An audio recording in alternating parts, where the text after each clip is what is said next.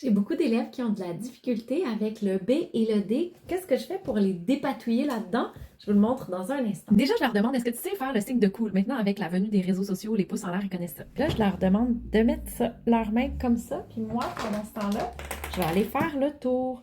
Puis éventuellement, je leur montre ça, c'est le B. Et le problème avec ça, c'est que ça va plus quel côté. Moi, quand j'étais petite, j'étais très confuse dans ça, puis ça m'aidait absolument pas de dire la bédaine de...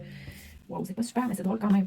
Alors, je vais aller remplir les trous pour former la lettre B et D. Mais le problème, comme je vous disais, ils savent que ça, c'est B et D, mais ils savent pas quelle main est quoi. Alors, dans le fond, ce que je vais faire, c'est que je vais trouver sur leur bras de gauche un endroit où ils ont un grain de beauté, une particularité, une cicatrice ou quoi que ce soit. Puis là, comme moi, j'en ai un, j'ai une tache de vieillesse ici, c'est pas drôle. Je dessine un A dedans. Des fois, c'est un peu plus loin, c'est rendu ici dans le bras. Je dis, ah, regarde, je te dessine un A. Donc, ton A, il est dans ton grain de beauté parce qu'eux, ils n'en ont pas tant que ça, des grains de beauté quand ils sont jeunes.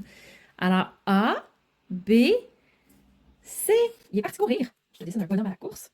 et D, il est là. A, tu sais, je l'ai encerclé sur ton grain de beauté. Je vais aller dessiner ton petit grain de beauté ici dedans. Tiens, A, B, C, D est ici. Puis E, il serait là. Alors, on va aller contextualiser les lettres pour l'enfant. Hein, on va le remettre dans ce qu'il connaît déjà. Il va avoir ça en plus pour l'aider. Puis après, il aura ses mains. Puis il regardera toujours son grain de beauté pour savoir quel côté est A.